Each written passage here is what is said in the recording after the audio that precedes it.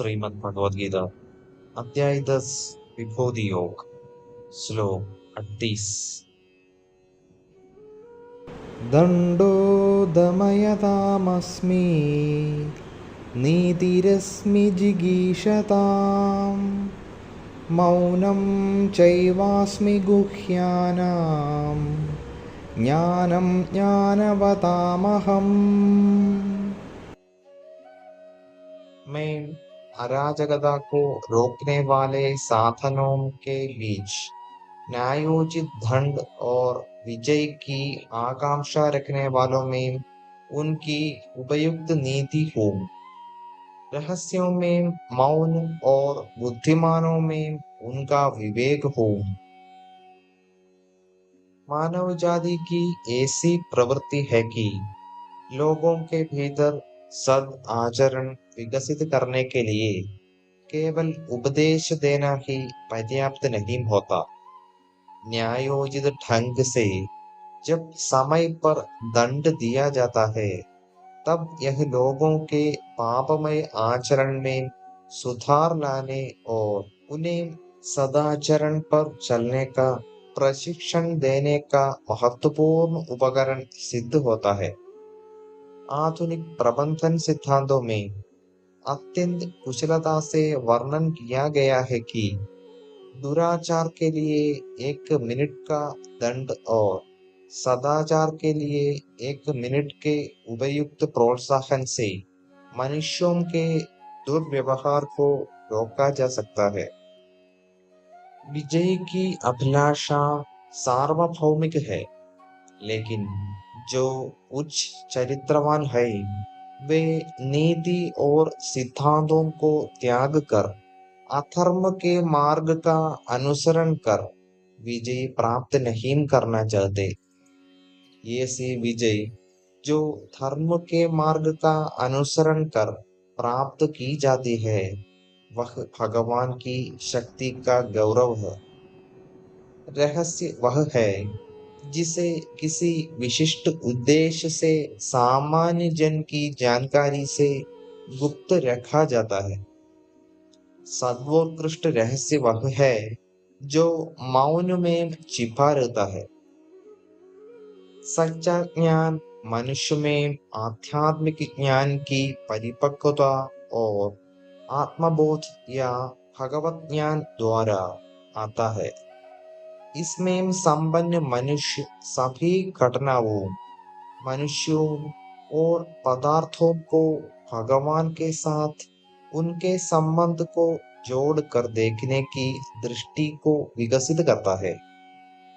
ऐसा ज्ञान मनुष्य को परिशुद्ध, पूर्ण, तृप्त और उन्नत करता है। यह जीवन को दिशा देता है तथा अन्याय और परिवर्तन का सामना करने की शक्ति और अंतिम परिणाम तक क्रियाशील रहने की दृढ़ता प्रदान करता है। श्री कृष्ण कहते हैं कि वे ऐसा ज्ञान है जो बुद्धिमानों में प्रकट होता है। श्लोक 39। यच्छापि सर्वभूतानां बीजं तदहमर्जुन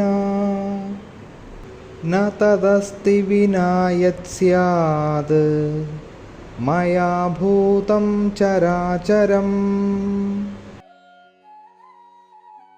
मैं सभी प्राणियों का जनक बीज हूँ। कोई भी चर या अचर मेरे बिना नहीं रह सकता। श्री कृष्ण समस्त सृष्टि के कुशल कारण और उपादान कारण तत्व दोनों भई। कुशल कारण से तात्पर्य यह है कि वे सृष्टा है जो संसार को प्रकट करने के कार्य का निष्पादन करते हैं।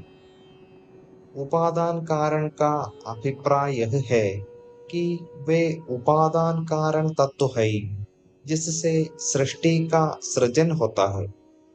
7वें अध्याय के 10वें श्लोक में और 9वें अध्याय के 18वें श्लोक में श्री कृष्ण ने स्वयं को अनादि बीज घोषित किया था। यहाँ वे पुनः कहते हैं कि वे जनक बीज है। वह इस पर पूर्णतः बल देते हैं कि वे सभी घटित घटनाओं का कारण है। उनकी शक्ति के बिना किसी का कोई अस्तित्व नहीं है। सभी जीव 4 प्रकार से जन्म लेते हैं। अंडज, अंडे से जन्म लेने वाले जैसे पक्षी, सर्प और छिपकली आदि। जरायुज, गर्भ से जन्म लेने वाले जैसे मनुष्य, गाय, कुत्ता और बिल्ली आदि। स्वेदज, पसीने से जन्म लेने वाले जैसे थूक, खटमल आदि। उद्भिज, पृथ्वी से उगने वाले जैसे पेड़, लताएं, घास और अनाज का पेड़ आदि। इसके अतिरिक्त अन्य जीवन योनियां भी है, जैसे भूत, दुष्टात्माएं, प्रेतात्माएं इत्यादि। श्री कृष्ण इन सब का मूल कारण है। आगे हम विस्तार से चर्चा करेंगे।